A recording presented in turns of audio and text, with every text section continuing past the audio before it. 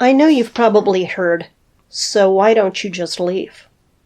Don't try to explain this. These people obviously live in a very simple world where they don't have to think about anything more complex than if pineapple belongs on pizza. In fact, save yourself the agony of this conversation by only having it with people who are very close, like your mother or best friend, or people who are having the same problem. And if someone you love says this to you, avoid personal conversations with them until you are stronger. You don't need this negativity right now.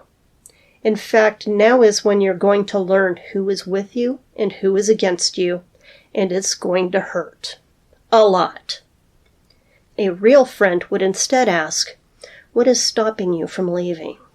without judgment, and have constructive observations on how to get there. I had tried to leave DB many times. Every time I left him, I battled with myself.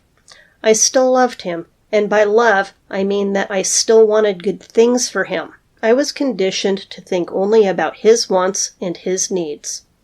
I felt a responsibility towards him. I had zero boundaries, and I was afraid of him. My love for him was his power over me.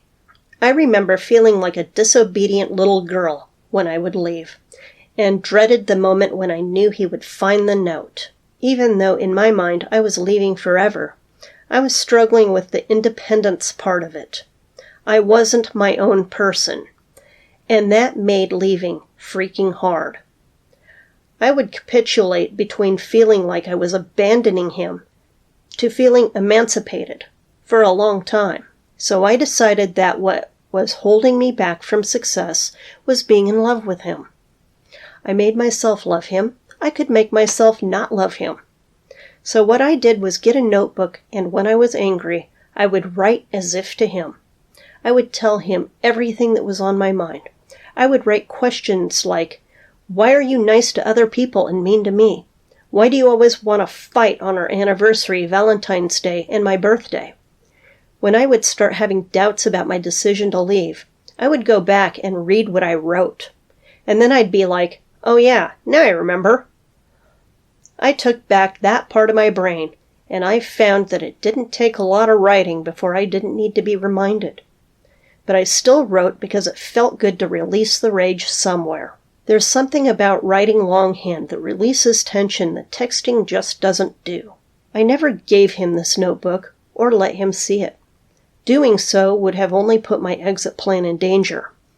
By the time I left, there was no danger of wanting to go back, even though by now I still feared that it could happen if I let it. In fact, for many years, I would have nightmares that I was back with him and I didn't know how I got there or how I would get out again. It was freaking traumatic. This was one of the things that I did right and saved my life. All the ruminations that I put on paper were a reference as to why I made the decision I had and saved me a lot of unnecessary sadness.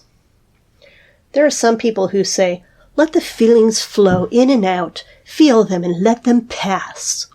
Why would I unnecessarily torture myself? Anger feels a lot better than despair, and it was more productive when trying to reclaim my life. This was many years ago, before narcissism was a documented psychological disorder. Back then, cell phones were as big as a brick of cheese and only for the very rich. Now you can just write your thoughts in an app on your phone, and hopefully one that has password access because you don't want the douchebag reading these notes. Don't share them with anyone else either. You don't want them to fall into the wrong hands. If you give a douchebag any information at all, they will use it against you, guaranteed. At this point, it looked like I was home free. All I needed to do was get my own place and work out the divorce. But I was yet to learn how much douchebaggery I was going to be dealt. So, does pineapple belong on pizza? Let me know in the comments. Subscribe if you're interested in the rest of the obstacles I had to overcome, and thanks for watching.